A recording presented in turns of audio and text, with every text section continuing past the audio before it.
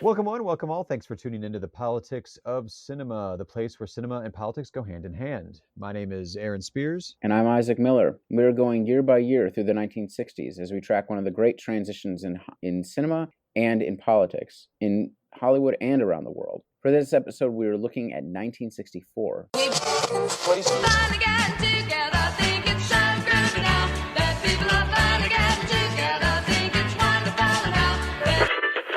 Smoke all 7 filter cigarettes. You'll find some too strong, some too light.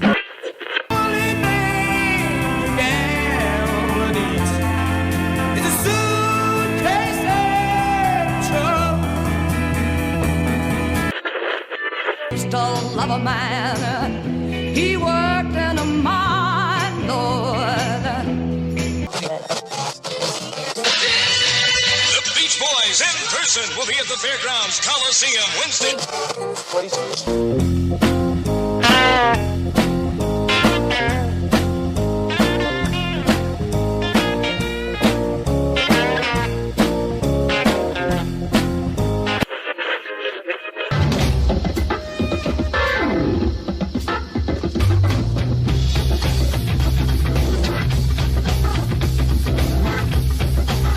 Well, in this episode, we'll be focusing on Nothing But a Man and the Pawnbroker, but we'd like to start off each episode with our News on the March section.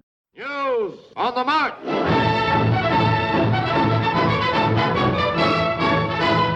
Looking at 1964, this is the year after Kennedy was assassinated, and so Lyndon B. Johnson is the president. This is the year when he does his State of the Union in January, where he declares a national war on poverty, and also it's commonly known as his Great Society speech. Also this year, the Civil Rights Act passes. The 24th Amendment passes as well, abolishing the poll tax. It's funny how, as we're going through the 60s, some of these things are still fairly current. You mean that we're fighting these battles literally right now? Literally right now. It's really weird.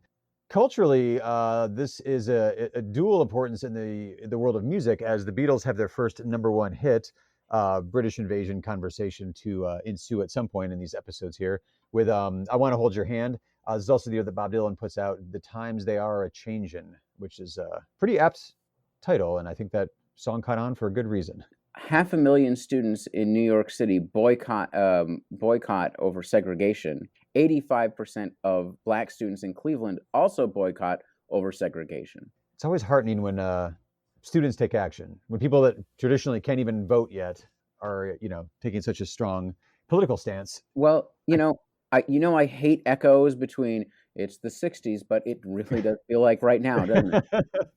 Maybe this is the grand lesson you're going to end up learning, Isaac, is at first you were like, it's not the 60s all over again, but maybe it's the whole idea is like these things have never been finalized. They've never been actually, nothing's actually ever been done.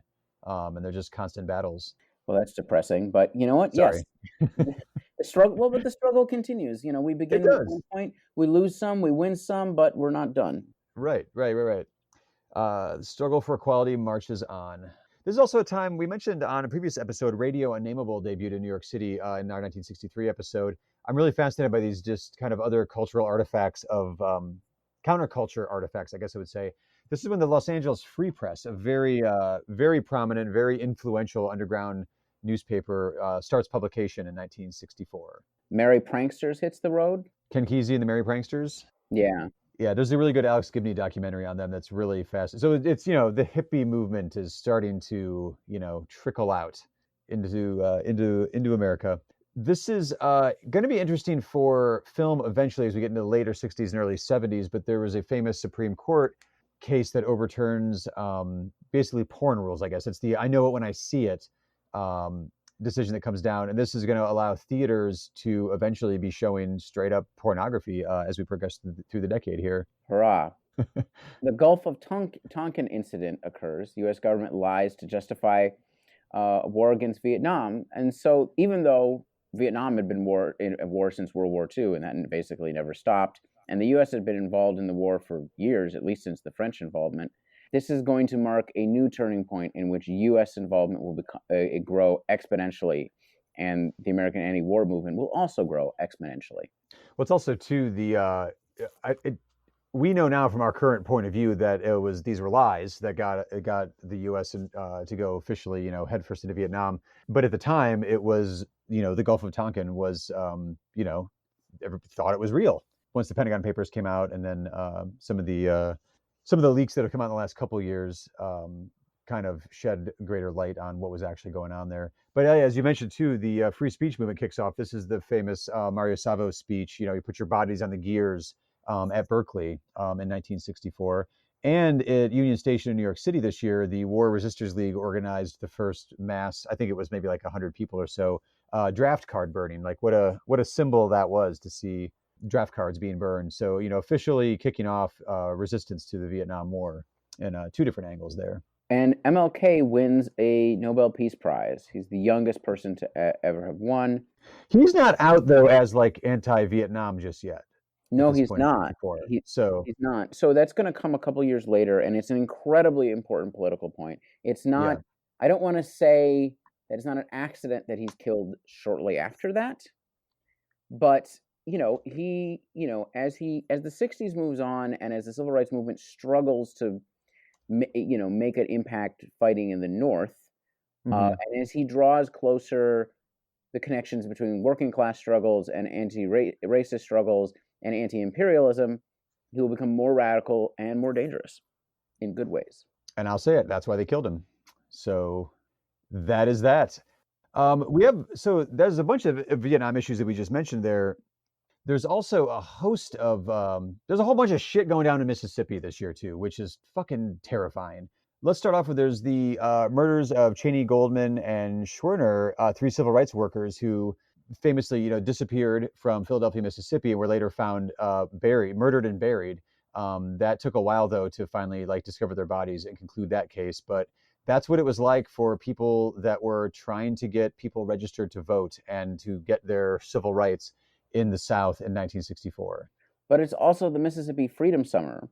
50 freedom libraries are established and run by librarian volunteers, freedom schools, and honestly, some of the most innovative and impressive radical organizing this country has ever seen. But again, though, in a very dangerous, very, very dangerous situation that they were, going headfirst into. Pretty ballsy and brave. And well, I mean, part of it is, I think, one of the movies we're going to talk about today. I think it's very hard. I mean, obviously it's hard for white people, but it's hard. The Jim Crow environment is, the United States has always been a very repressive place in many different ways. But the Jim Crow environment is something special. It's a type of social control that, a type of daily social control and sort of, bodily control that I think is sort of, is actually unprecedented in the hemisphere. The entire Western Hemisphere experienced chattel slavery, but only the United States creates Jim Crow. It's a good point. It speaks to the sheer rigidity of our racial system. Yeah. So what's happening in film? Well, film is actually having an odd rebound here this year. The last couple of years that we looked at, 62 and 63, it was virtually the same as about 420 films that came out. Last year, as we noted, 1963 had over 350 foreign films come in because production was, we'll say, pretty rocky in Hollywood.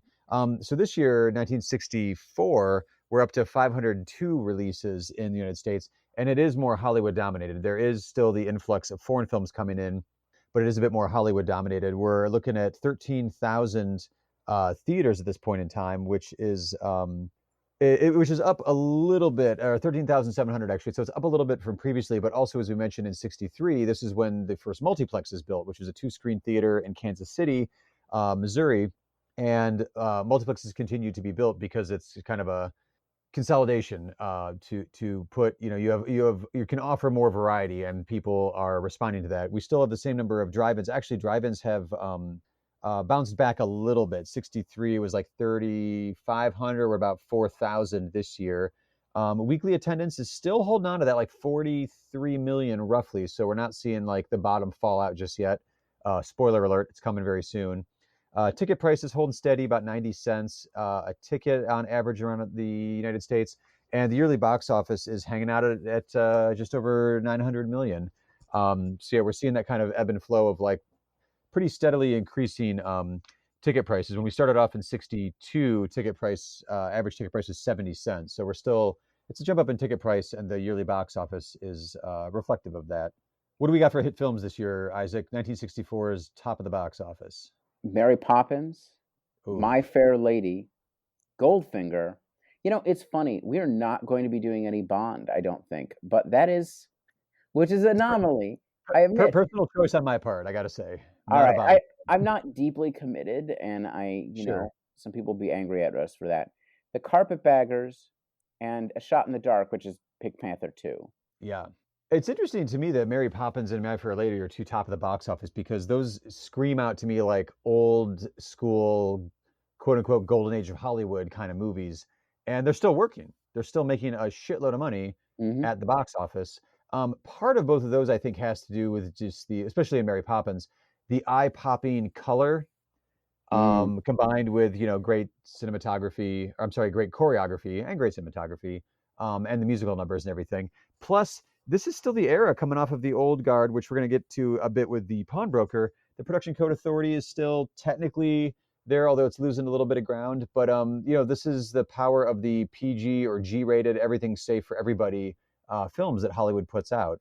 Goldfinger is clearly just, it's another James Bond, like you said, James Bond #3, and those were already making, those were hits from the get-go, so everybody was looking forward to the next James Bond to come out. We have been checking in with TV ownership as well, and basically everybody's got a TV. It's 92% of households have a TV at this point, still mostly black and white, so the eye-popping visuals of a color film in the theater, Mary Poppins, My Fair Lady, Goldfinger, that color is a draw in the theater. I think, it's interesting tracking sort of, I don't know, the collapse of old Hollywood. And yeah. I think, we're going to be covering The Pawnbroker today, which I feel like is sort of a landmark film. I don't know if that's defendable or not. But it really is, I don't know, is it gradual? Is it sudden? I don't know. It's really hard to tell. That's kind of what we're investigating here, yeah. I mean, I know that's the point, though. That's part of the point of doing all this, but it really is like, it's kind of hard to tell at this point. I think you do have these sudden bursts where like, oh my God, like when we get it, like you said, when we get to The Pawnbroker, the way that Pawnbroker actually got to movie theater screens for people to see is pretty remarkable. And it's a lot of like right place, right content, right time, right talent. Like it's kind of an interesting few things that sync up together, But look at the power, though. Like, you've got Mary Poppins, My Fair Lady, top of the box office. Pawnbroker's not on there. No. I mean, Pawnbroker isn't going to be top of the box office at any time.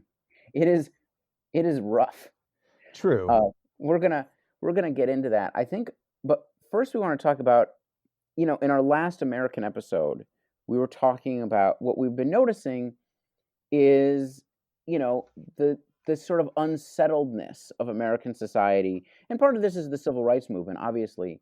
But the effect of the Cold War and how sort of the end of the McCarthy era allows for a different approach to this. Then if you combine that with the assassination of Kennedy and the Cuban Missile Crisis, creates sort of a series of movies that really capture sort of a sense that the Cold War itself is destabilizing American democracy. So, we saw this with Advise and Consent, and we saw it with Manchurian Candidate in similar and different ways.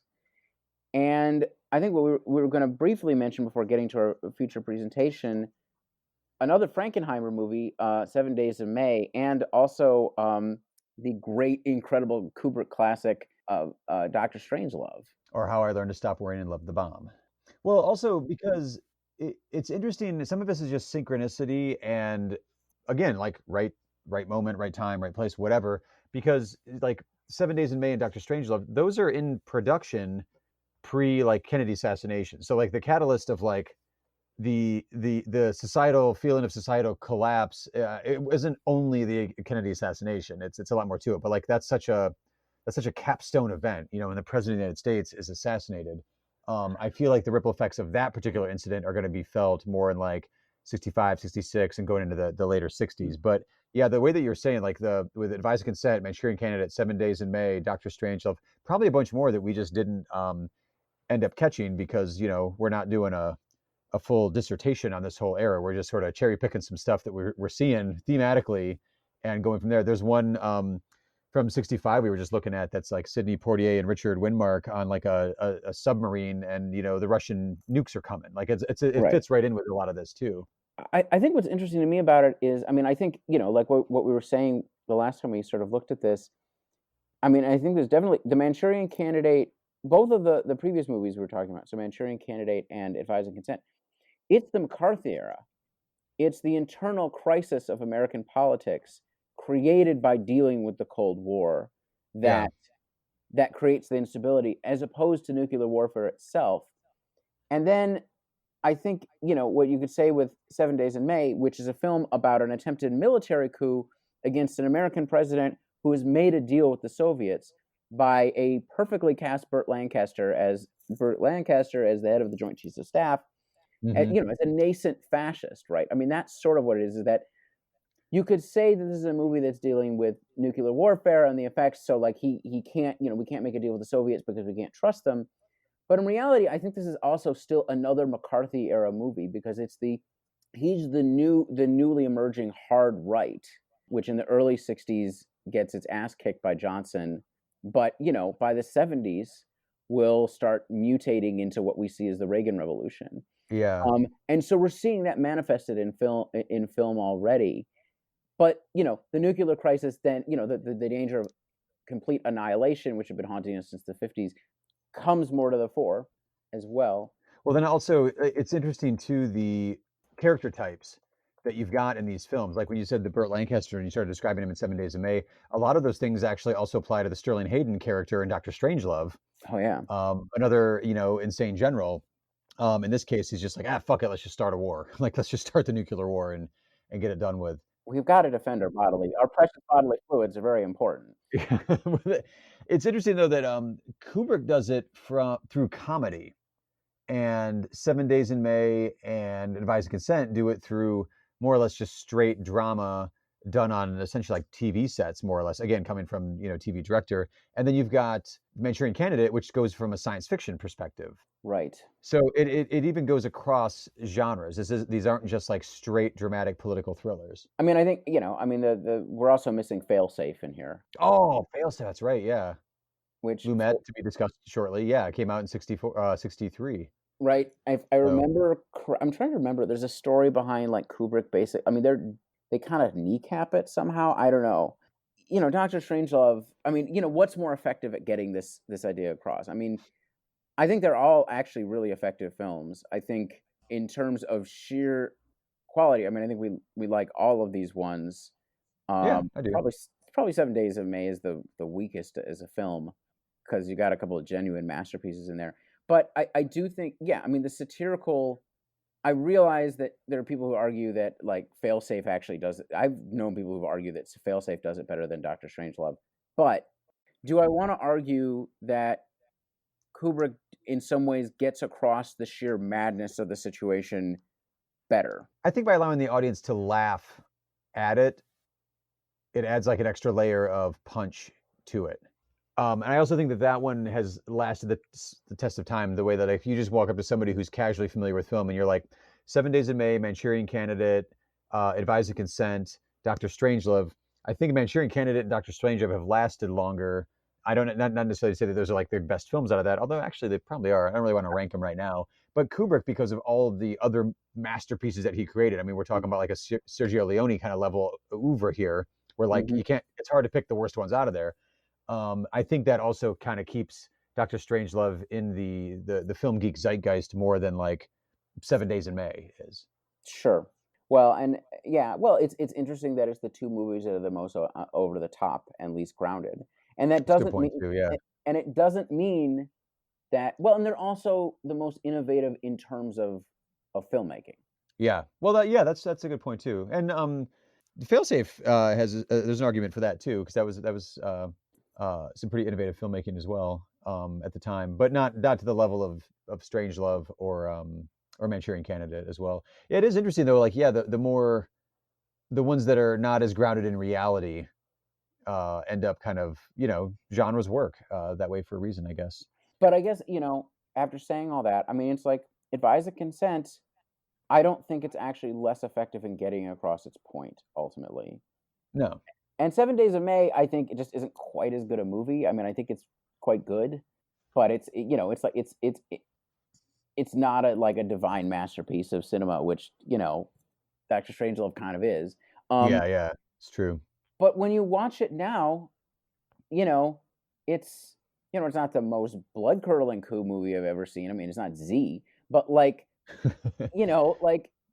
at this particular moment of political instability that we're in, there is something to go back to films in which people were contemplating our political instability, because right, we're living in a period of genuine political instability. For sure. I mean, we're recording right after the feds retreated from Portland. Right. I mean, hopefully for good, but time will tell. By the time this is in your ears, it may be a different story. So is what you're saying with the whole McCarthy era ending, because McCarthy's not around at this point.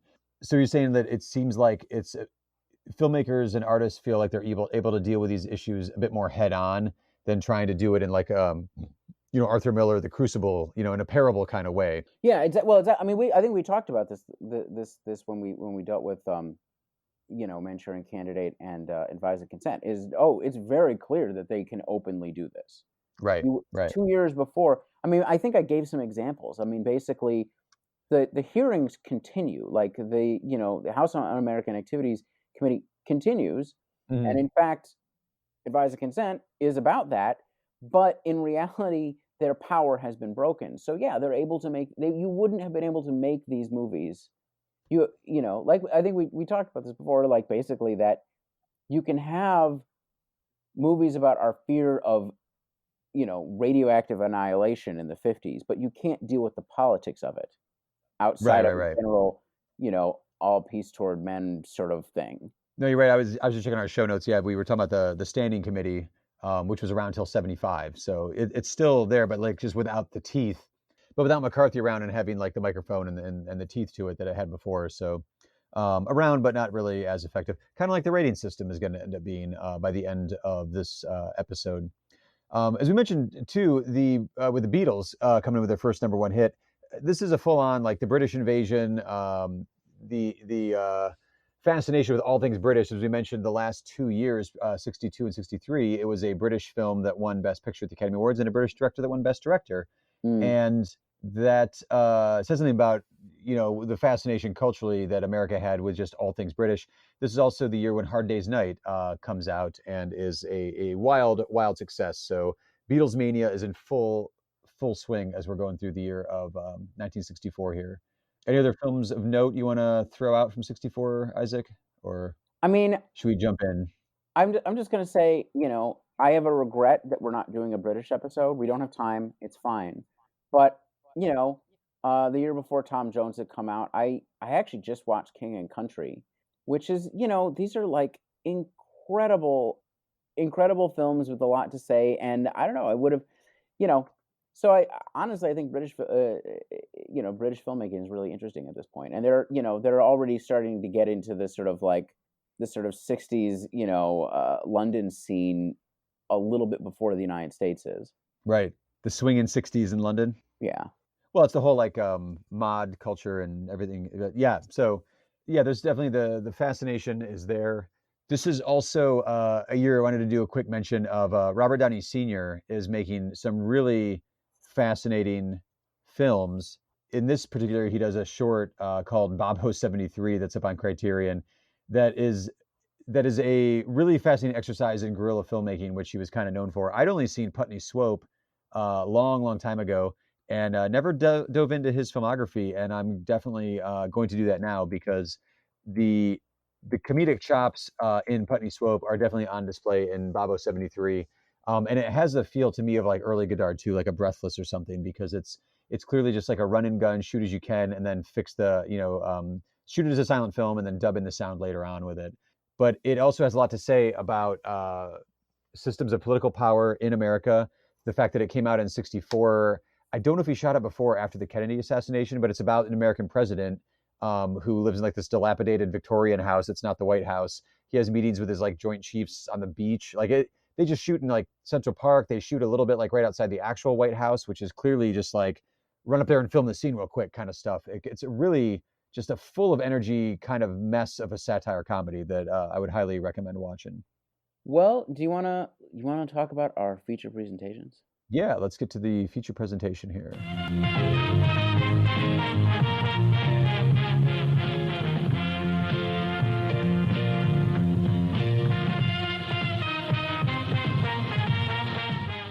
So for our feature presentation on this episode, we're going to take a look at first the 1964 film by Michael Romer, Nothing But a Man. This is the story of Duff Anderson, a black man, and his school teacher wife, Josie, who faced discrimination and challenges in 1960s America. Take my hand. Joseph, this is Brother Anderson. He's a nice young man. Feeling like I need you, baby. When I met you the other day, I had the feeling that you're different. Baby, you must be crazy. My wife and I don't want you hanging around our daughter. Ain't too often I get a chance to meet a girl like you.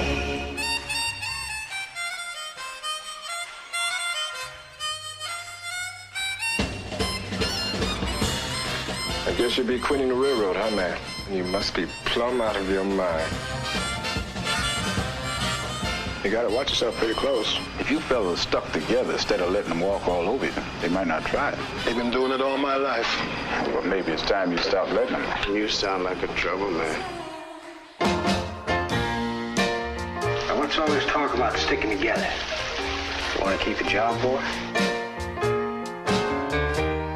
Now, just how do you intend to support your family, huh? How'd you like to have a baby, Duff?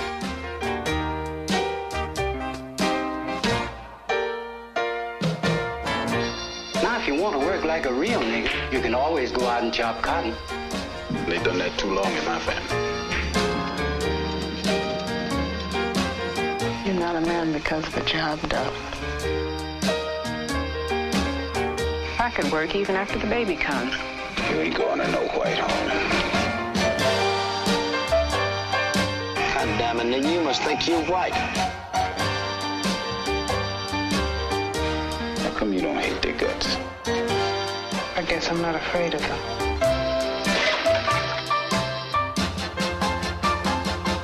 I can't stand to see you like that. I love you. There's a lot. There's a lot going on here. This is a movie which basically disappeared at the time it was shown. Did not show very much. It won awards. 2 awards at Venice Film Fest. But I mean, there's literally there's an interview with Michael Romer on the Guardian from a few years ago, where he's literally talking about they're showing it in Philly, and basically in Philadelphia, and it's only showing in the suburbs. And he asked one of the the owner of the theater, like, why is this not being shown in the city where a black audience can actually see it? The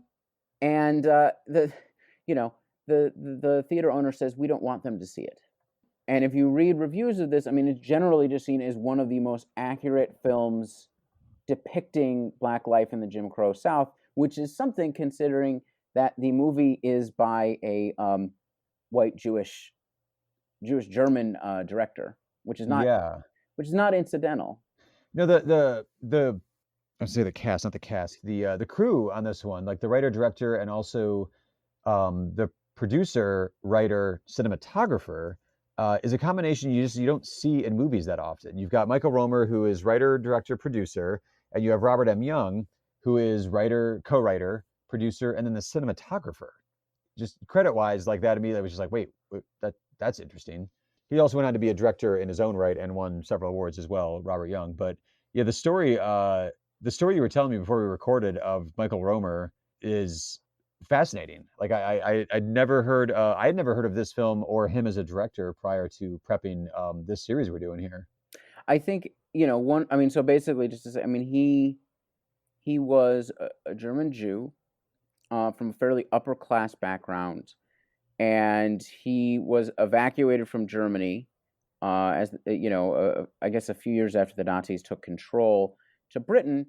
But he didn't really know his family. His mother was in the United States. His father was just basically not in the picture. So he grew up. He grew up there.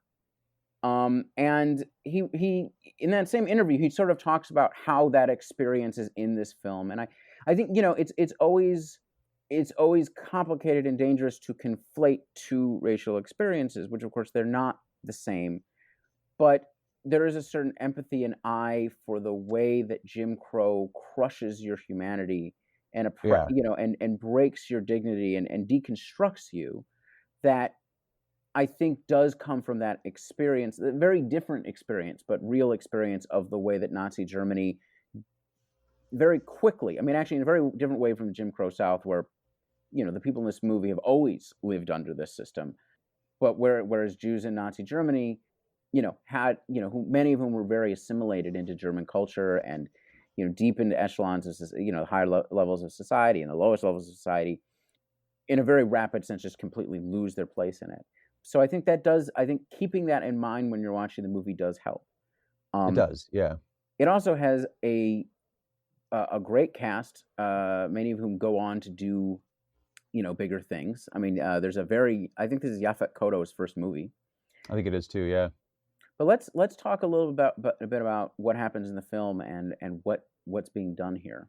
When you said the cast, I thought you were going to mention the score, which is like all crazy successful Motown hits. It is, yeah, and it's all stuff. I don't think that the whole score isn't just playing. I don't think the whole score is like stuff that's actually playing, but a large portion of it is just what's playing around them. Right. Yes, that diegetic versus non-diegetic sound where you're like, it's just, it's what is part of the lives of the characters. Yeah, you got like, Stevie Wonder. Well, at the time he was Little Stevie Wonder, the Miracles, Martha and the Vandellas. It's a whole. It was released on Motown Records. Like, so it's interesting that it was a virtually unseen film in its time when it was initially released. But it was also Motown Records' very first soundtrack recording. So I think we can start off by just talking about the sort of the content of this film by one saying that it's supposed to have been one of Malcolm X's favorite movies. Solid kudos for the film.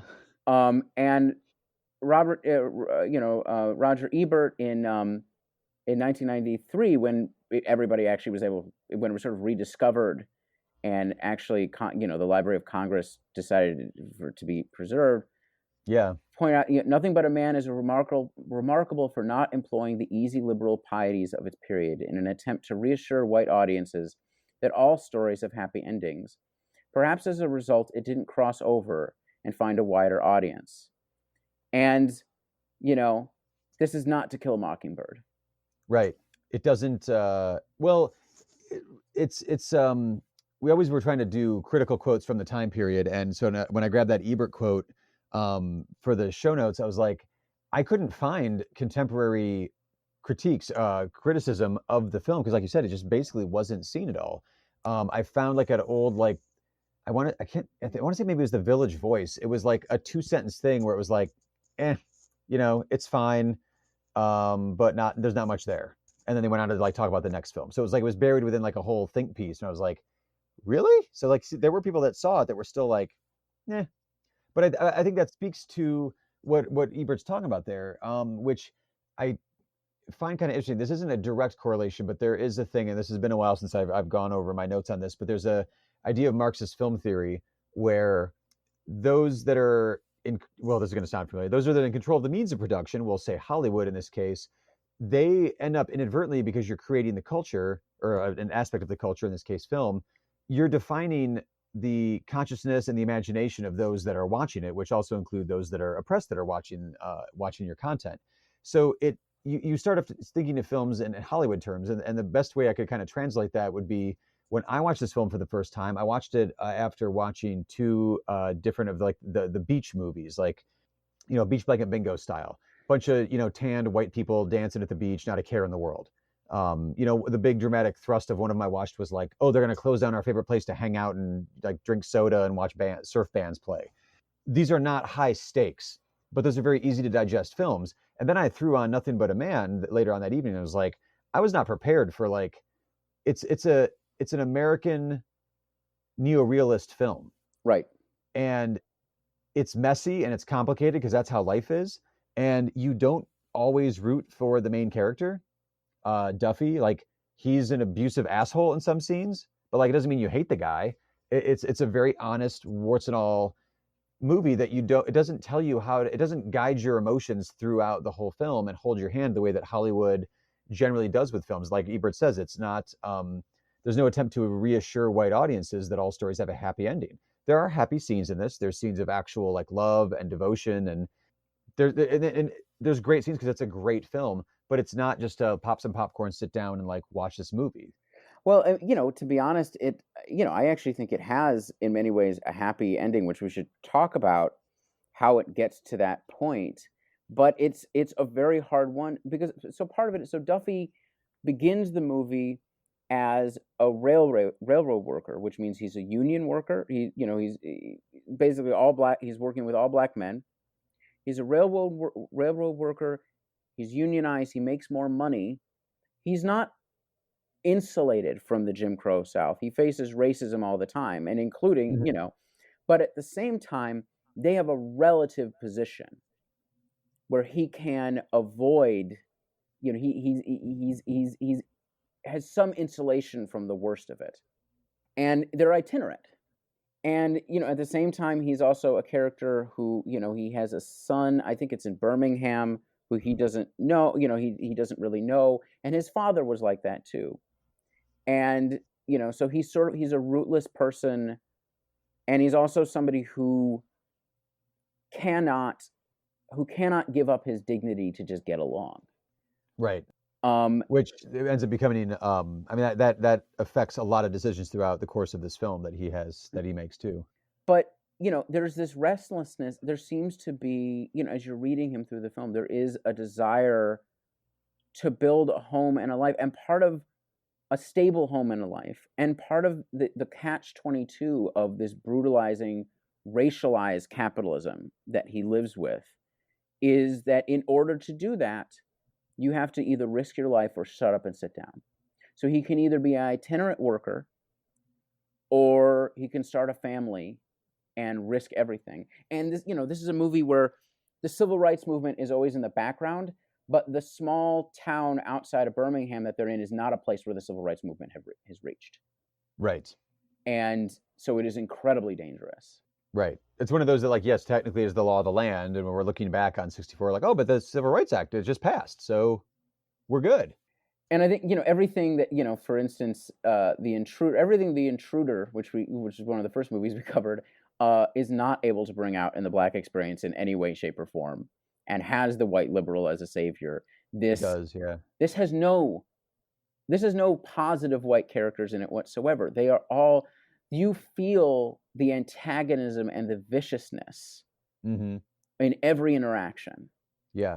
And that strikes home as real. Well, let's track through then the jobs that he ends up with throughout the film. So you started off, you mentioned the itinerant life of like working on the railroad, but like you said, he's earning a good wage. He's earning a good living in that job, but it also, by nature of the job, it produces a restless lifestyle because you're constantly on the move. And they even mentioned in the first scene, like how much longer their stint of working is. So this is one of those, like, you're living at your job for, X number of months there. Right. But this is also when he meets Josie, whose father is a local preacher, Preacher Dawson, and, falls for her. She's the school teacher. So he ends up hooking up with Josie there, and then he moves into, that's when he moves into the sawmill job, right?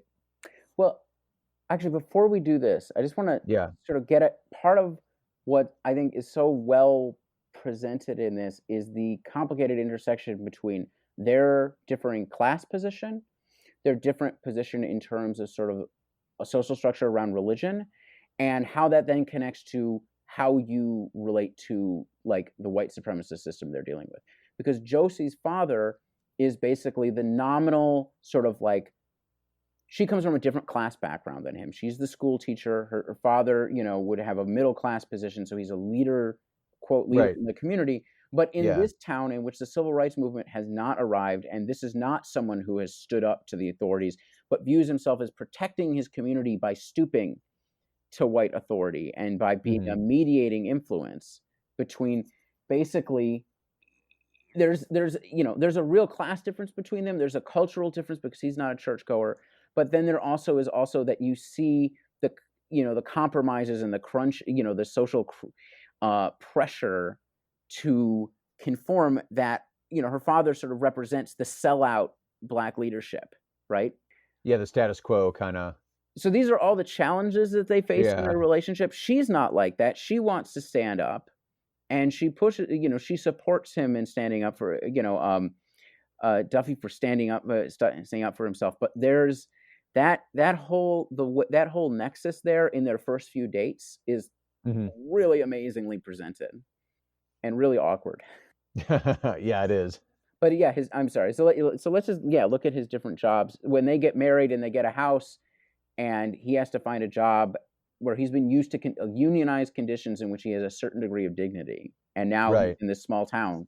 Well, I think it's spurred on by meeting Josie, but it's also there's a scene. I think I had the chronology here right in my notes. There's a scene where he goes and visits his alcoholic father, who he's never met before.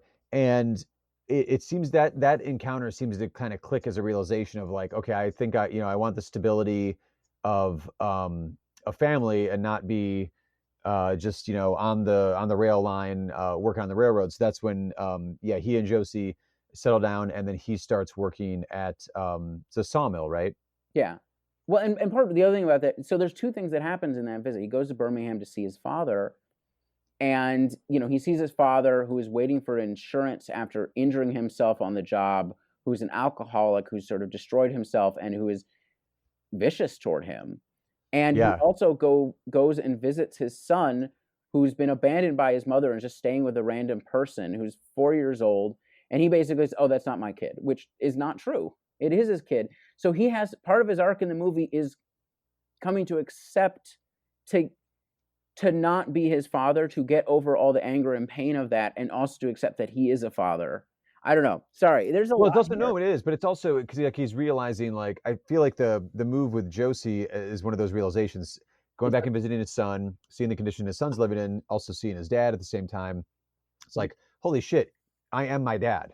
Right, but part of it is that's the first step. Moving with Josie is the first step. Right. And then the rest of the movie is going through the second step of that. Which is like what that takes to actually do that. Like you said, he's clearly doesn't seem like he's built for just settling down, living a life with Josie, and just accepting the status quo, I guess, as it were. Right. Well, let's talk about because he has a choice. You can accept the status quo, or you can live an itinerant lifestyle. Let's talk about the sawmill. Well, I was gonna say the status quo goes right into the sawmill situation, in which like he is completely incapable of just like being socially the social niceties of just like putting up with like the shitty white people that he works with. There's a interaction that they were so tense to me, like this interaction here, and then later on at the gas station where I was just like, I was so on edge, and it's done through performance and not through a leading you score. There's no musical cues telling you like, oh, this is a really tense scene. Oh my gosh, look how racist these people are being. Like, it's just the casual indifference that he's met with, if not just outright hostility from some of the white characters. So working at the mill, I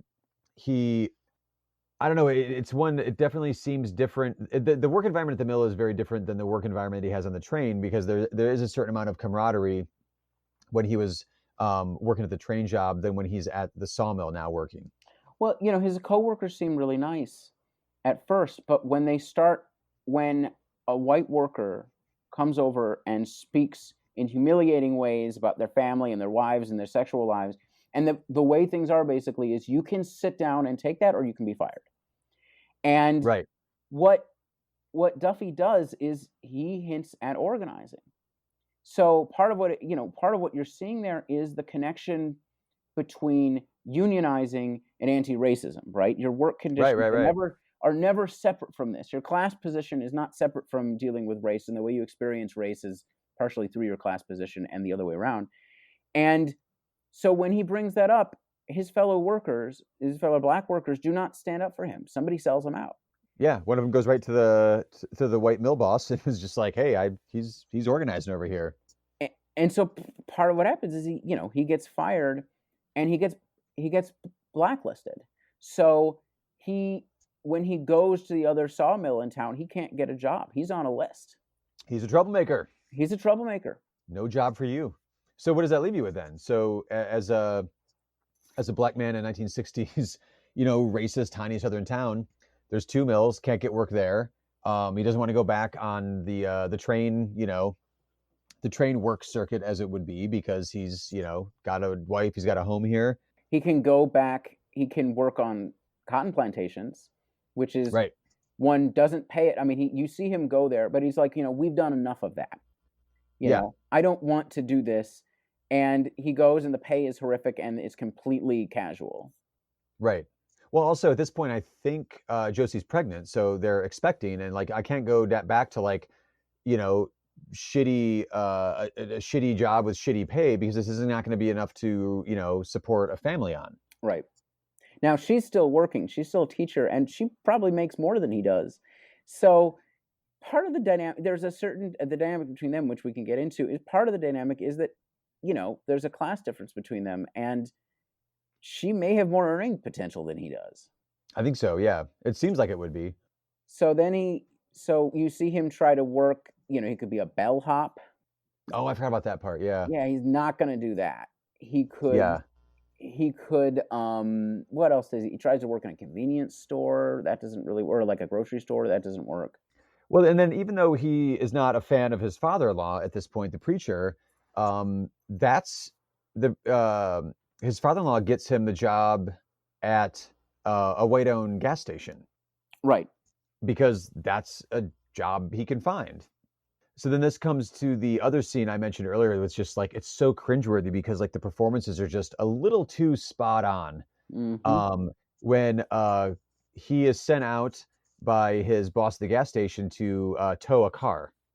And the white customer who he's giving a tow to has a tense and awkward scene. I would say it's not really, it's on the edge, and you're like, okay, that's not right. Well, then that white guy shows up with 3 other guys at a car at the gas station to just straight up harass Duff. And it's not like it's a really fascinating scene to me because like one, again, it's just an exercise in slow building tension, and just like, my whole body just sort of tensed up watching that whole scene. So you're like, oh my God, it just seems way too real.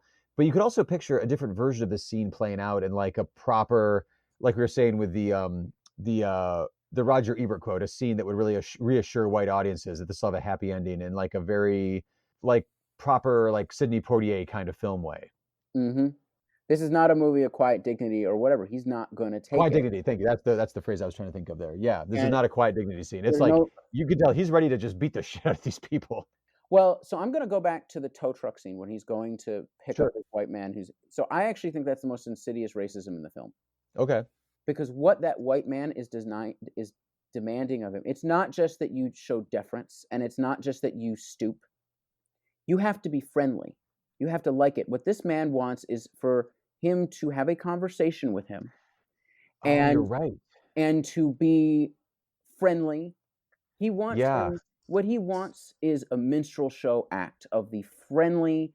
I'm not going to use any of the racial epithets that go with that. Yeah. That is what is expected. That is what is expected in that interaction. You will suffer and you will like it.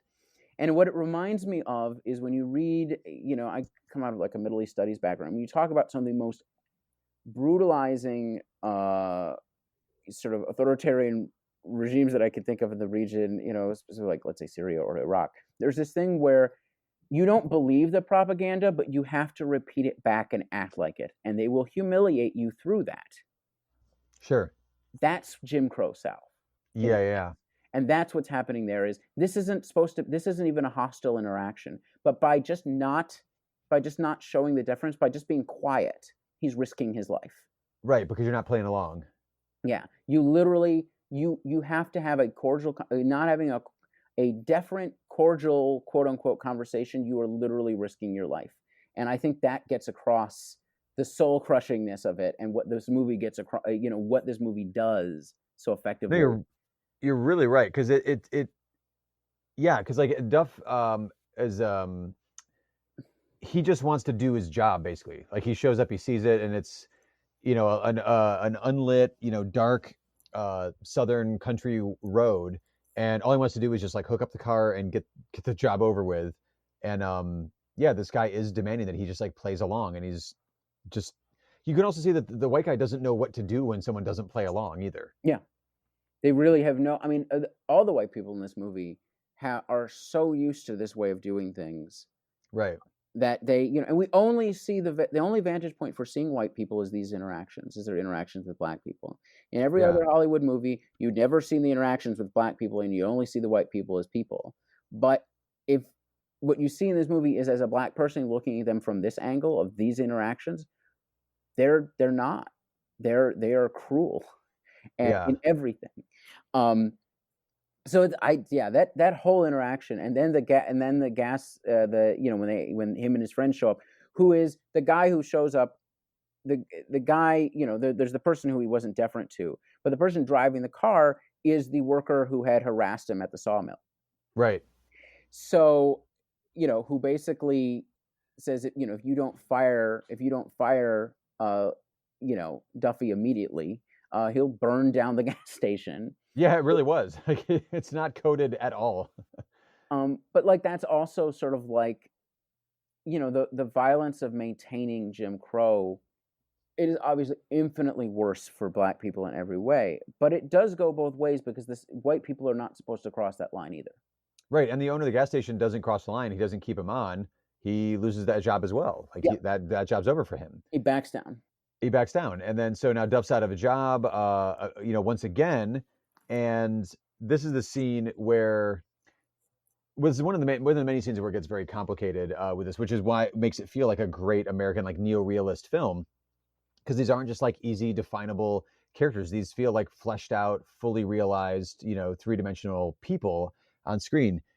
He's got a lot of anger and rage built up, and he ends up shoving his pregnant wife when she's trying to comfort him after this. After he's lost this job, and then he packs up and leaves their house and goes back to town to see his dad. Yeah. I mean, part of it is, you can see part of it. So here she is. This is the thing. She can't understand what he's going through. One, because he's a man, and two, because she comes from different economic situations again. Yeah. They come from a different class background in which she has been protected. I mean, we see this earlier. There's a scene, their first date, a couple of white men come up to harass them. And when they realize who she is, they realize that her father has connections to the white establishment, and so it's not worth it to mess with her. Right. Preacher's daughter and all. Yeah. She's a preacher's daughter. He's a little notable. We don't want to stir things up that way. So he gets, and she's so accepting and loving, and you can see Duffy get angrier and angrier and angrier because he wants her to fight back against him instead of just being supportive. Right. And so at a certain point he cracks up and like, this is just not going to work. And he goes back to see his father. Who at this point, I mean, again, alcoholic, he ends up dying in this scene. Right. As Duff and his father's, I guess, current girlfriend, lady friend, whatever, are driving to the hospital. And then there's this interesting scene where Duff like has no idea where his father was born, how old he is, like any of this stuff, as they're just going through the bureaucracy of a death. Right. And like it's interesting how he processes this, where it's really like, you don't know, there's no anchor to that. There's no sense of home or like family or belonging. Like it's really fascinating how it hits him. And it hit Duff so hard that he heads back. He abandons his previous son from a previous relationship that never, and, he's sending money to support this kid, but he's not actually going to be part of his life. And he basically, this isn't my kid. I don't even know if he's my kid. He can't face up to this, right? It's So this is the second step of him accepting sort of responsibility. I don't know. I almost need to rewatch the end of this movie and work through the arc of what's going on here, because Josie throughout the movie keeps bringing up this previous existing son and saying we could raise him, you know. Right. Yeah, like they want to. We can adopt him. We can raise this kid. We could raise this kid, and he's just so resistant to it. And part of it is this: it's him accepting that he's settling down. That's part of what's going on. Yeah. He's accepting that he's settling down. He's accepting all of the contradictions and consequences that come with that as being a black man in the brutal Jim Crow South, even if it's a dying Jim Crow system. And so after his father dies, and we haven't even really talked about his father's girlfriend, who's actually a really interesting character unto herself, but I don't think we even have time for that. Right. But also helps him to move along. He goes back and gets his first son. And comes back with him, and comes back to his wife, and basically, says that he feels like he's ready to be alive again. He's ready to accept the fight that he has to fight and accept the responsibilities, and willing to accept her love. Right. But like it feels to me also that, I mean, he says that, but then at the same time, everything that has led him to that point in his life just says like this is not going to work out. It depends. Hopefully, but maybe it's just like the Rorschach test of the end of the film, if you're an optimist or a pessimist. I mean, I actually think it's that there is a complete arc in this film. Yeah. And there's no implication that everything works out. It's too real a movie to allow for that. But I do think the steps that he's taken are real life-changing steps.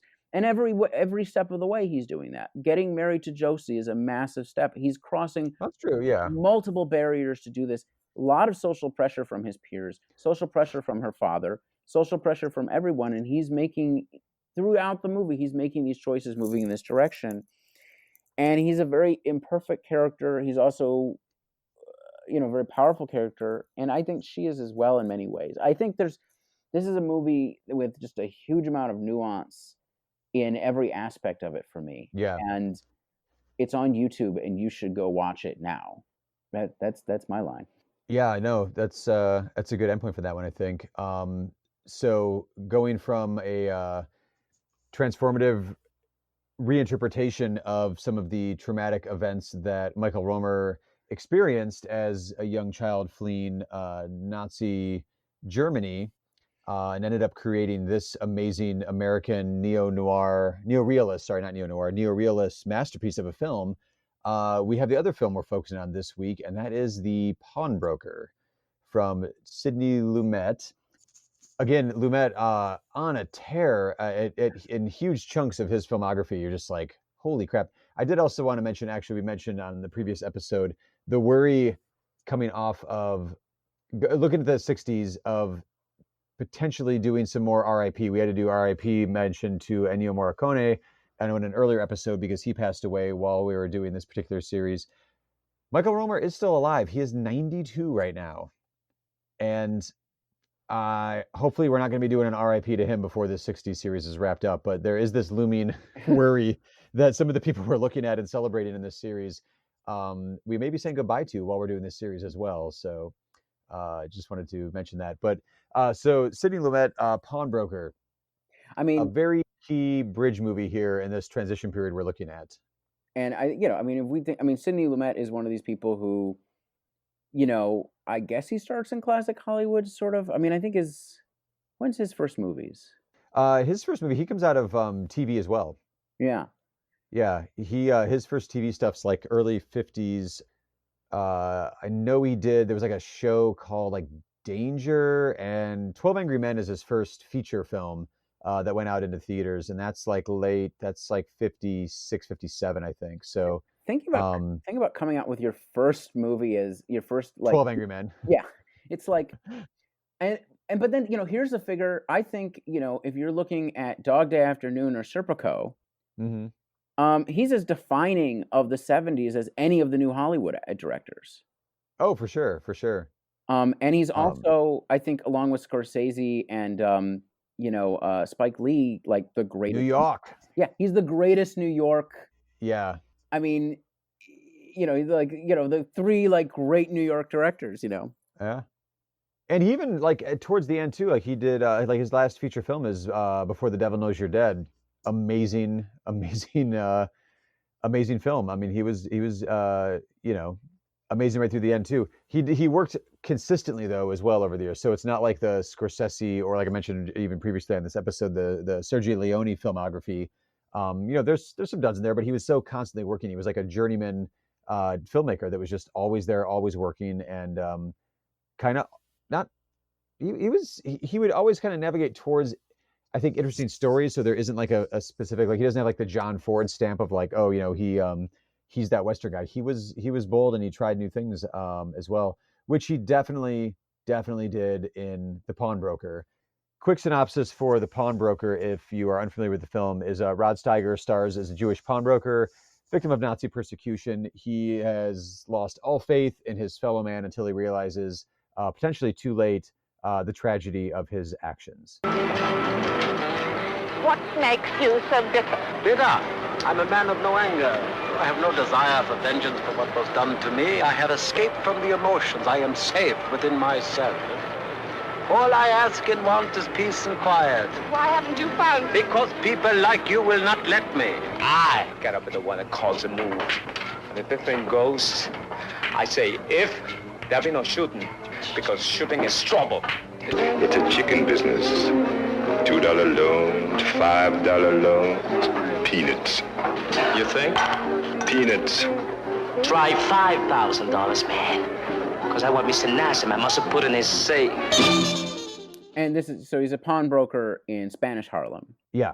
All of these complicated racial dynamics. Right. So what strikes you? I mean, I have a lot of thoughts about The Pawnbroker. You were sort of referring to it as a bridge film. What strikes you about The Pawnbroker? Well, I think you actually pointed this out to me because I saw this film actually on the big screen 2-3 years ago. The local Cleveland Jewish Film Festival programmed it as one of their classic programmings. I was like, Sidney Lumet. Well, fuck it, it's on the big screen. I'm definitely going to go check this one out. And I knew of it as being one of those films that helped form the first cracks in breaking the production code. And so watching it with that in mind and knowing it was Sidney Lumet again, and you're like, oh my God, like this is a dirty New York film. The way that it presents, you don't break the code open by doing sexualized nudity. They were never going to allow that because you had the Catholic Legion of Decency, you had the Board of Censors, you had the actual Production Code Authority, the rules that Breen had put together. It was never going to pass that way. Lumet put nudity into this film in a completely unerotic way, but also dealt head on with the Holocaust in a way that no Hollywood film had even come close to doing at this point in time. That still shocked me watching it in a movie theater in like 2017 or whatever it was. This is one of the most difficult portrayals of post-traumatic stress syndrome I've ever seen in a film. Yes. I mean, which I got to say, the editing style to it too. The editing style really reminded me of Easy Rider, which obviously comes after this. Right. Because there's these little insert shots that are just quick flashes that you almost barely register sometimes. You're experiencing, you see what sets off his PTSD at each scene, and you experience it with him. So the editing style is like there's memories of Auschwitz and the camps that he survived as a character.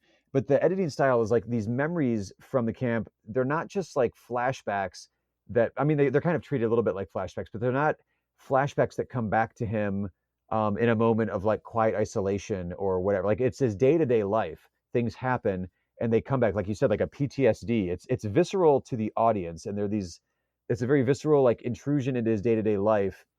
And it shocks our sensibilities as we're watching it, but it also, I think in an interesting way, endears us to Saul, Rod Steiger, the main character, because we're seeing the pain that he lives with on a moment-to-moment basis. And you kind of realize why he has just shut down his emotions and his feelings for anybody. Yeah, it's really a visceral thing to watch it and to experience. And I mean, I think I want to get into what he's doing. I mean, this is a tour de force from Rod Steiger. Yeah. But get into what he's doing as a character, and then sort of his surroundings and the sort of image of New York that they're providing. But I think, we were mentioning that there had been no Holocaust movie before like this. But I think, part of... Well, I mean, there hasn't been a Holocaust film like this in Hollywood. Yeah. Other countries have been doing things that were a bit different, but in Hollywood, you hadn't seen these kind of scenes yet. Well, also the Holocaust had not been established yet. Like the Holocaust is What do you mean? I don't think the Holocaust has been established as a fundamental event for our understanding. Like the Holocaust is like a cosmological event for us, right? It's an orienting image of evil in the world. And I don't think that's happened in the early 60s yet. We haven't gotten to that point. We don't know. There's a point in this movie where somebody sees his tattoos and asks, "Where did you get those, Uncle?" Or what are those? Yeah. They don't know. Now, if you would have learned that in middle school, what those were, or at least when I was growing up. But part of what this is like, I think, if you look at you see this a little bit in. I think you see this a little bit, for instance, in Peck and Paw, where I think the other thing about the 60s that I find interesting, you see this more in European film for obvious reasons, as well as Japan, is that the first half of the 20th century is a slaughterhouse globally. It is brutalizing and horrific and involves 2 world wars, a pandemic that makes the one we're facing right now look very tame, and the Great Depression, and probably 100 million people die from warfare alone. And part of what I see the violence of the 60s, as they're allowed to be more violent, is processing that especially for like the quote greatest generation that experienced that. And you see this a lot in European cinema. This is a movie that's dealing with that, dealing with the scars of the first half of the 20th century. So yeah, and I think that makes it special because it's so raw, because it's so early in doing that in an American context. Yes. I think that's very well put, but it's also really interesting because I was immediately in my head trying to think of other films that have dealt with the Holocaust and what years they came out with, which I don't have just, recall memory like that.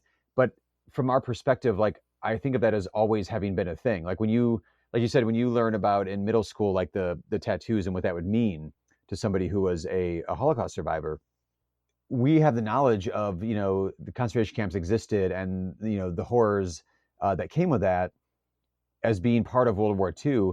But there is, like at the time, like, was it known that the concentration camps were there and what they were during World War II?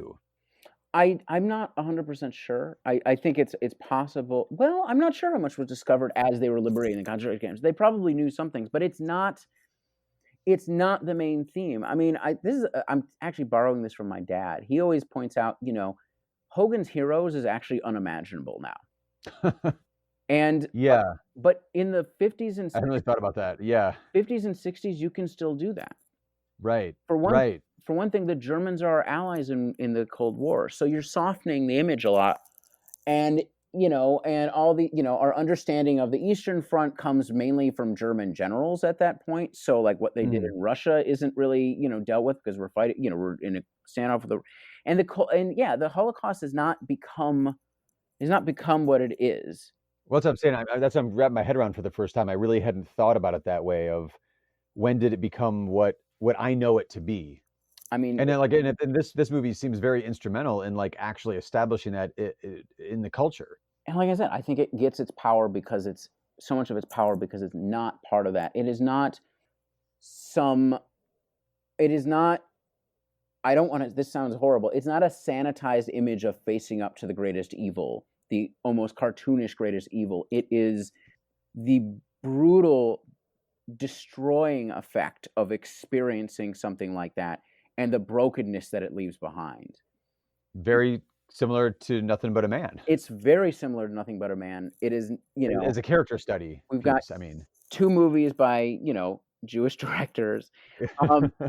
And I think because part of it is what's going on in this movie is that Steiger's character is he's coming up on the 25th anniversary of his wife's death in the camps. Right. And he is acting as if he does not feel anything. He cannot feel anything. One of his fellow survivors, who who's the father of, I guess, the father-in-law of one of his closest friends who died in the camps, says that he's dead. He's already dead. He's a walking corpse. Yeah, which, I mean, it is how he acts in the movie. But what's interesting is that, of course, in reality, like, he's trying to pretend that he doesn't feel, but he does. It's breaking through. He's cracking up as the film goes on and on, farther and farther. Right. Well, actually, in one of those cracking scenes, we have the clip from.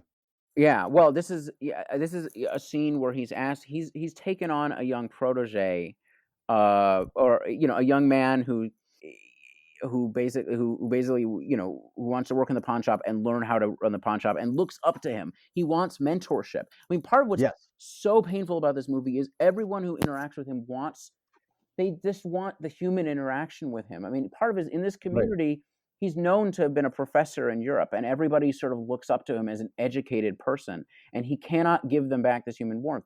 So basically, the young man asks him, "So how are you people? Why are you so good at business? I want to understand your secrets."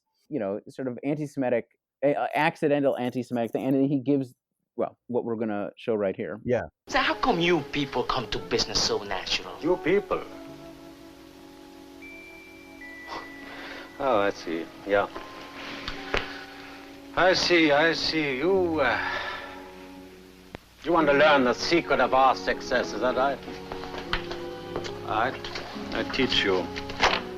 First of all, you start off with a period of several thousand years, during which you have nothing to sustain you but a great bearded legend. Oh, my friend, you have no land to call your own, to grow food on, or to hunt. You have nothing. You're never in one place long enough to have a geography or an army or a land myth.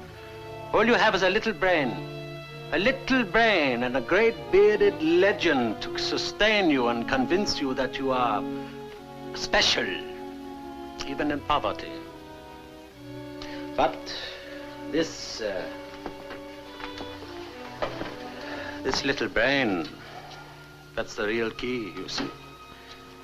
With this little brain, you go out and you buy a piece of cloth, and you cut that cloth in two, and you go out and sell it for a penny more than you paid for it. Then you run right out and buy another piece of cloth, cut it into 3 pieces, and sell it for 3 pennies profit. But, my friend, during that time, you must never succumb to buying an extra piece of bread for the table or a toy for a child. No, you must immediately run out and get yourself a still larger piece of cloth, and so you repeat this process over and over, and suddenly you discover something. You have no longer any desire, any temptation to dig into the earth to grow food or to gaze at a limitless land and call it your own. No. You just go on and on and on, repeating this process over the centuries, over and over, and suddenly you make a grand discovery. You have a mercantile heritage. You are a merchant. You're known as a usurer, a man with secret resources, a witch, a pawnbroker, a sheenie, a monkey, and a kite. What I find interesting about the clip, though, too, is, like you said, if you looked at just the words on paper, you're like, wow, that's a really anti-Semitic thing to ask and to say, that Ortiz does, his young protege here. But he's not saying it in with any real malice to him at all. Ortiz is an innocent. Yeah, exactly. He's a young man. I mean, part of what's interesting about this is that outside of the Jews, there are no WASPs in this movie because everyone is either Puerto Rican, Black, or Jewish, which is a real New York movie.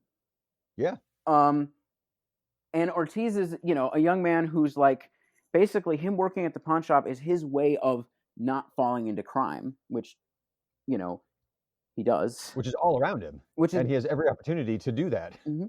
What he doesn't realize is that part of what's going on with this pawn shop is it's actually a front for the local crime lord, who I think is Rodriguez, who I think is brilliantly played by Brock Peters. By Brock Peters.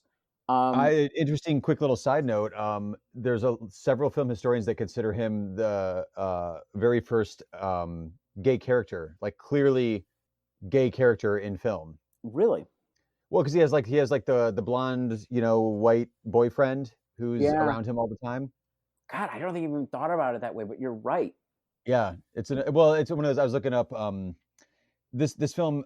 no, actually, I did watch it once in film school because I had a class called Cinema, Sex, and Censorship, and this one was brought up as, one of those that kind of broke the production code, but also like how many firsts there were, and it was like there's a clear. I think it's really interesting. So like all of the we'll get to that in a second. The stereotypes that Rod Steiger was just brilliantly addressing in this rant. I mean, I think as someone, I'm of Jewish descent. I have a complicated relationship with that. I don't know what it means, but when I hear that history, when I hear what he's saying, it hurts, because part of it is what he's described. What it parallels is in some ways the crushingness and the choices that you make in a 2,000-year narrative of history, which the actual history is more complicated, whatever. What it actually reminds me of is the choices in Nothing But a Man. Yeah. Because you are given these options and the only options, and then you wake up someday and this is what it has made you. And of course, most Jews are actually not these things, right? Most Jews were, the stereotypes of Jews are not true, but it is also true that, Jews were forced into these positions within European society, right?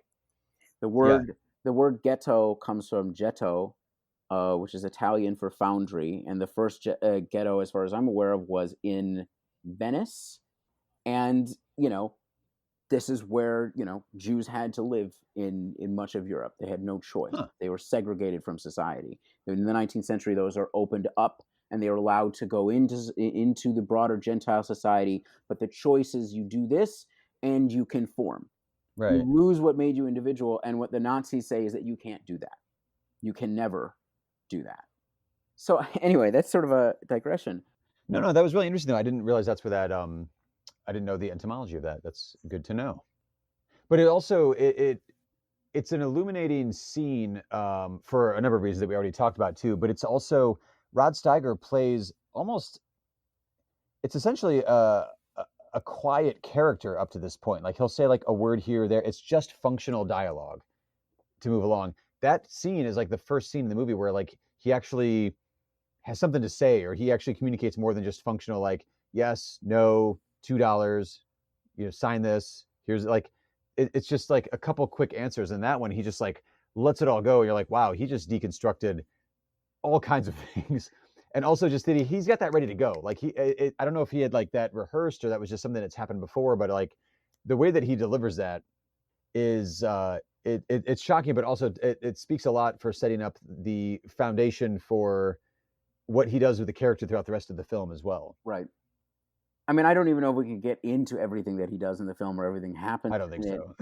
But it's, there's a lot. It's a lot going on there, but you can see, part of it, I think the reason he has that ready is because he was a professor, That's what I'm saying. It speaks to the, the nature of his character and the intelligence level. And like, this is more than just like a pawnbroker here. Yeah. So, part of it is, so like, as he starts to become unglued, and then we have, the first scene of full frontal, well, not full front, but at least female breasts in an American film. Mm-hmm. And as you point out, in one of the least erotic scenes, because basically it's actually Ortiz's girlfriend attempting to borrow money from him, but she's a prostitute and she's trying to offer trade, basically. Right, it's trade. And instead, what happens is he has a flashback back to his wife being raped by Nazis. Raped by Nazis in the concentration camps, and it is agonizing. Right. And highly, like, I can't think of a more unerotic scene. Yes. Like, that's what he thinks of when he sees bare breasts there. So I think this is kind of worth going through a little bit here, the chain of events that led to that scene actually being effective, being filmed, and actually staying in the film itself. When the production code was still in effect, you'd get the dreaded rated C for condemned. That actually wasn't from the production code, but the production code worked hand in hand a lot with different censor boards around the country, but specifically, they worked very closely with the Catholic Legion of Decency, which would be a really kick-ass, like, comic book name for an organization if it wasn't this, like, massively oppressive religious, right-wing group that wanted to keep all movies, rated G, only heteronormative behavior in movies, all kinds of stuff. So I find this really interesting. In The Pawnbroker, you've got, again, these completely unerotic scenes. They condemned this movie for condemnation is necessary in order to put a very definite halt to the effort by producers to introduce nudity into American films. It's a scene of PTSD, like you said before. It's a perfect way to express this scene of this film. It is not erotic, and it's not nudity in any way that people would be aroused by, I hope. That was their stance. At the other end of it, so that's the Catholic Legion of Decency, the production code said, we are not going to approve this film. Fuck it. Like, you're not going to get a seal of approval, which was a kiss of death to a certain extent at this point in time. The National Council of Churches, on the other hand, awarded this movie Best Picture of the Year. Huh. So you've got competing religious groups that are like, one's, condemning it, and one is like, Best Picture of the Year, because, this is rare. I'm going to side with the National Council of Churches on this one. They're right. This movie is astounding. So the producers, though, actually found, I want to say it was like Allied Artists, or they found a distribution company that was like, yeah, we'll distribute this even without the seal of approval, which, again, we mentioned with Otto Preminger, we were talking about advice and consent. Otto Preminger pushed these boundaries, too. You could, if you had a star and the right producer, and a distributor on board, get stuff out that wasn't approved by the production code. And they were ready to do that with this particular film. And there were individual censor boards along with the production code. So the New York State Censor Board gave it the go-ahead. And so they were going to be like, if we can get this in New York, we maybe can get a good review in the New York Times, possibly Bosley Crowther, who we've talked about previously as a very powerful film critic at the time for the New York Times. This might actually work. Well, they actually ended up appealing it to the production code, and they got an approval. So this was an approved film from the Production Code Authority in a 6-3 vote. So not unanimous, but pretty overwhelming. And this ended up going out into theaters. They were so fixated on the nudity. This is a bit of my own speculation here, but it's somewhat informed speculation, I would like to say. They were so obsessed with the nudity in this film that they completely missed the fact that you have Rodriguez, who's actually the owner of the pawn shop. He is a gay African-American pimp who's bankrolling a pawn shop as a way to launder money, I'm guessing.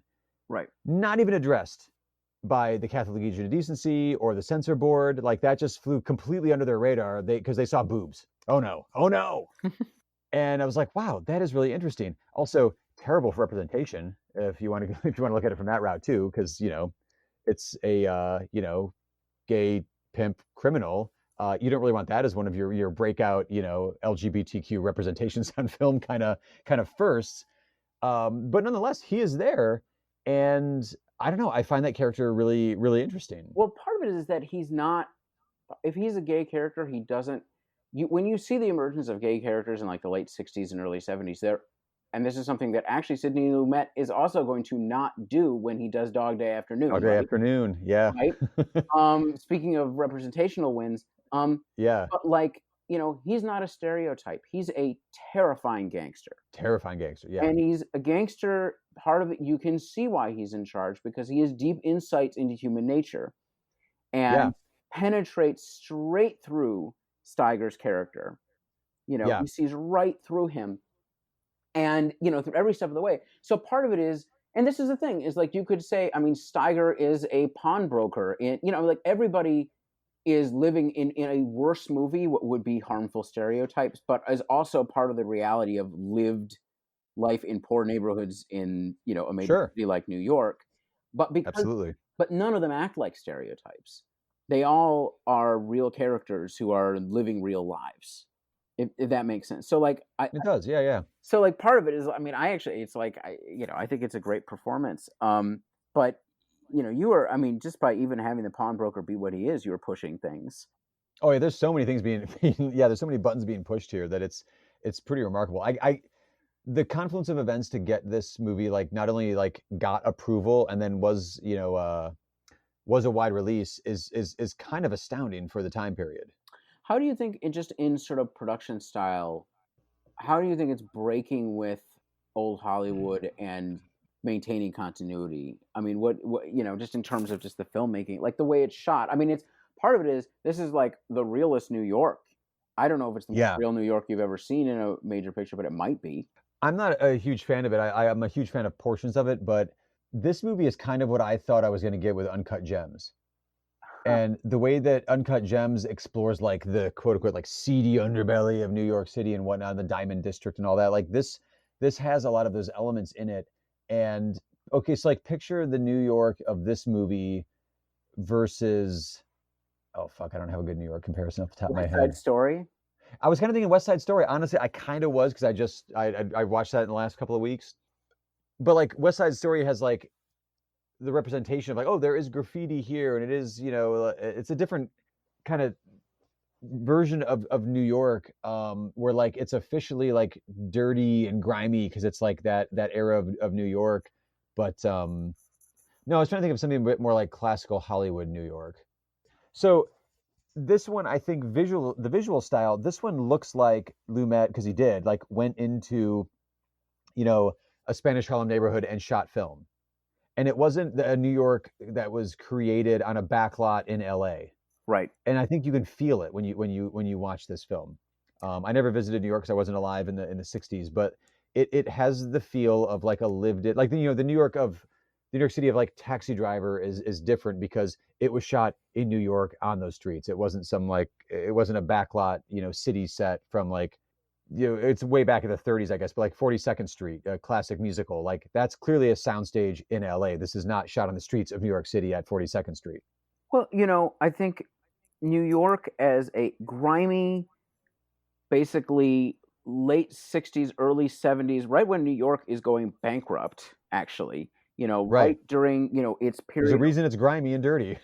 right when things are at their greatest moral crisis, is such a defining element of 70s film. Mm-hmm. That and Italians. Yes. And, you know, it's such a character that you sort of expect in 70s film, and then going into the 80s to a certain degree, not as successfully. Yeah. But I think that New York first shows up here. I think so too. And, you know, that in itself, when I first watched this, and I was going like, oh, like this is your real bridge to New Hollywood. And it's like, that's part of why, is because you're shooting it like this, and you're shooting it with this cast, and you're shooting in this way. And I honestly, I think it's a very simple little thing, but I think it's also the editing style of those PTSD flashback visceral moments that Saul has, that we experience with him, the way that they're intercut. You know, when he first sees Ortiz's girlfriend, which again, it's Thelma Oliver plays his girlfriend, the prostitute. She's billed as Ortiz's girl, like she doesn't even get a name, unfortunately.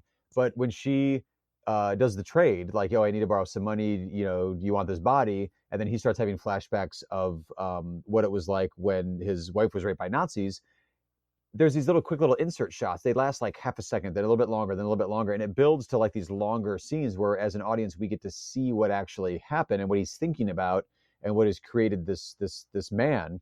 You didn't have these like flash insert shots previously in Hollywood. So I think the editing style is also another indication of like, okay, you're using like the montage theory that Eisenstein kind of pioneered way back when in the silent film days. You're using that to create a mood within the audience, but then also to help the audience identify with the main character in a way through a visceral experience that's only created by the editing process. You don't get that if you just insert the scene whole cloth and then come back to it. You slowly like shock the audience into the scene and then get them into the entirety of that scene eventually. Yeah. So do we want to, before we wrap up, do we want to just sort of deal with his arc a little bit more? If you want to. I also have like a critic quote, because not all critics agree with us on this film. Oh, well. Including one from the time period. Well, let's who I adore. Let's do that first. Is this oh no, is this Pauline Kael? It's Pauline Kael, who again, I do not always agree with her. Actually, most often I don't agree with her, but I love her writing and I love her film brain so much. She called this film trite. That hurts. I mean, I didn't make this film, but that hurts. Trite? Not a word that I would say associate with this film. I would put that with some of like the beach films I was talking about earlier, but whatever. So she said, you can see the big pushes for powerful effects, yet it isn't negligible. It wrenches audiences, making them fear that they too could become like this man. And when events strip off his armor, he doesn't discover a new warm humanity. He discovers sharper suffering. just what his armor had protected him from. But also, like, I don't actually disagree with her there, but I think that's actually a strength of the film. Right. So I love reading her stuff. I mean, yeah, no, she's totally right. So part of, we could just say this, part of, as he starts to strip down, when he realizes something about, as he armored himself from the world and from his emotions, which he actually can't really do. Right. He's somehow ignored the fact that his pawn shop is actually laundering for a mobster, and something about prostitution specifically sets him off. And I think it is that Holocaust experience. It is, yeah, I think so too. And he confronts our mobster, and he breaks down and cries as the mobster basically points out, you're the fool here because you're one of those people who fools themselves about that you aren't part of the muck. Yeah, and at one point even like grabs his face and is like, open your eyes, look at me, like, because he's trying to like guard himself up again from like this realization. And so part of it is that, it's an opening moment in which he actually faces up to the fact that he has cut himself off from the world and that he actually is part of the world, and that has consequences, right? And he hasn't been willing to do that. And then he sort of shuts back down again, right? Like he goes back in, but in a more frantic way. He goes back into it. He reaches out. There's a character we haven't mentioned. There's a local social worker who tries to basically befriend him, and sort of go on a date with him, sort of, but like in a very sort of lonely, middle-aged way. And he has totally rejected her and basically said, you cannot possibly understand. I just want to be left alone. You cannot understand me in the world. And he goes to her basically for comfort. And you can see the void that is him is too much for her to handle. Yeah. It truly is just overwhelming. And you feel what she's feeling. And, by the end of it, he's just trying to die. Right. I think actually that scene too, like that subplot too with her, I think is that the Geraldine Fitzgerald character? Yes. Yeah, I think that might be an indication of it being another indication of this being a bridge movie or a transition film, because that subplot would normally be your romantic subplot. Yes. In a traditional golden age, quote unquote, of Hollywood film.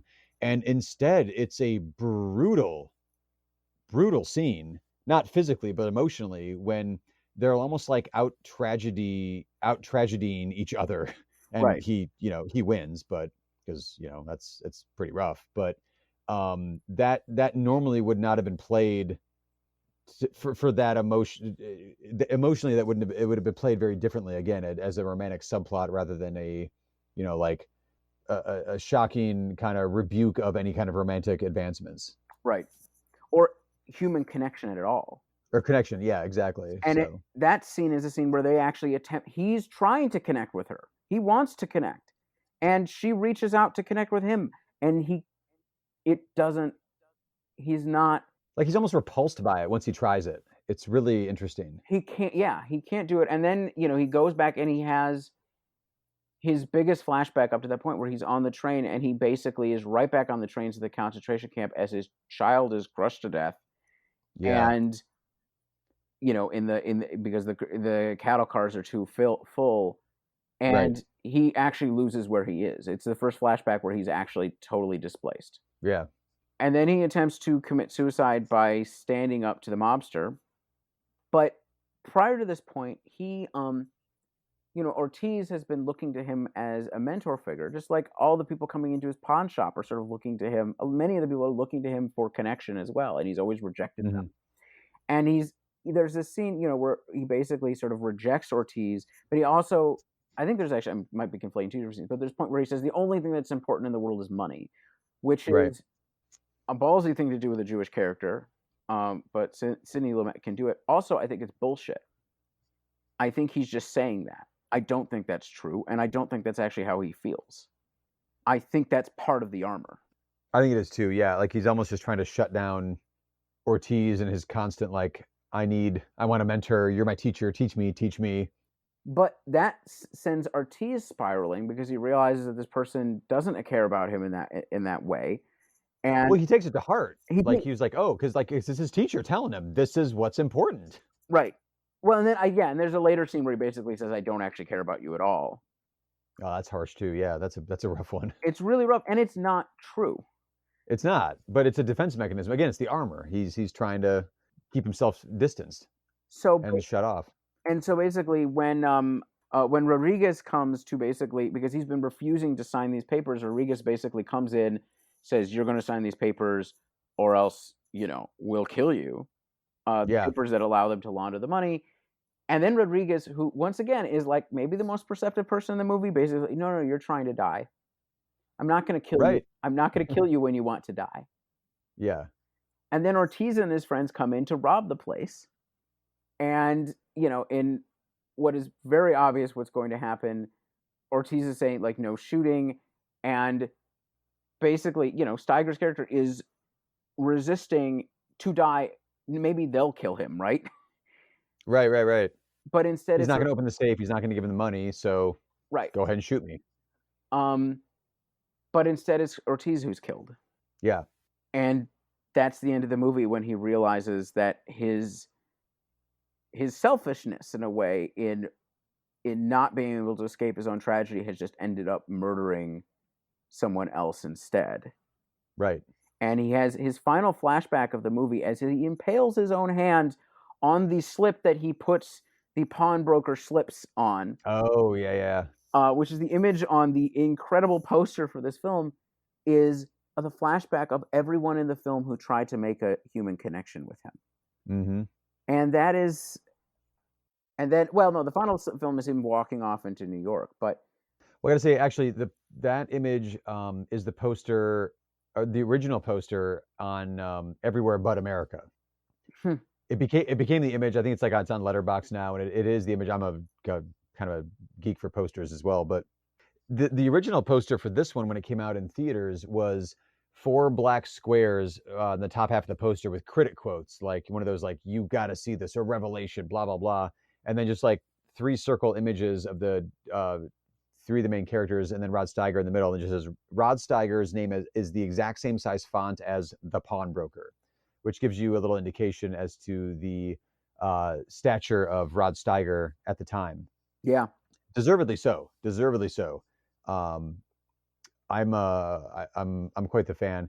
He actually, just to sing the praises, if you're interested, Rod Steiger, he did the Pawnbroker, and then a couple of years later, well, he's got the Dr. Zhivago part, and In the Heat of the Night and everything. But there's one he did called No Way to Treat a Lady, that if you want to see like a masterclass in acting, that is a movie to watch, because he plays a early version of a film serial killer, but he assumes the personality of like 9 different characters in one film in order to commit all of his acts. Anyway, sorry, quick plug for another film, but I've never even heard of it. So now I want to see it.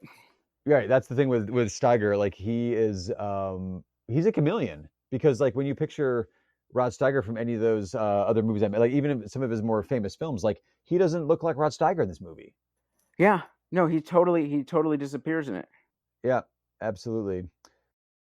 So 2 films I could not have predicted that we would have had such a perfectly thematic crisscrossing of elements between Nothing But a Man and The Pawnbroker when we started planning our Summer of 60s look here at these films this summer. I am very delighted. I'm ecstatic about both of these, because Nothing But a Man was a film I just didn't even know existed until we started doing research for this series. And The Pawnbroker was great to revisit again and really kind of sink our teeth into. I will be interested as we go through the rest of the 60s if we will run into a pair of movies that are this powerful. Yeah, it's at the very least, any American films sure from this period that can match these two just in terms of just sheer power and social commentary. And I'm not sure there are. Well, I mean, time will tell. There's also that added thing of, again, I love looking at things from a historical point of view, because one of these films, Nothing But a Man, wasn't a movie that pretty much anybody was aware of in 1964. Because it just didn't get the theatrical release, it didn't get the love, it didn't get the eyeballs on it. But it's a movie from this time period, and it completely counts. It's completely revelatory, and I wish Michael Romer had 9 other movies that I could go jump into, because I'm fascinated by what he did. Instead, we've got, he did 2 features, 3 docs, and a couple TV episodes, and that was it for output. I'm looking forward to trying to find some of those and track them down once I have the time to watch them. But that said, on to the next stop in our summer of 60s, which is going to be Japanese film. So as we did a couple episodes ago with our French detour, we're doing a few detours as we go through the 60s to other countries to check in with them and see what is going on. And as Isaac has told me in person a few times, he's got a lot to say about Japanese film in this time period. It's so good.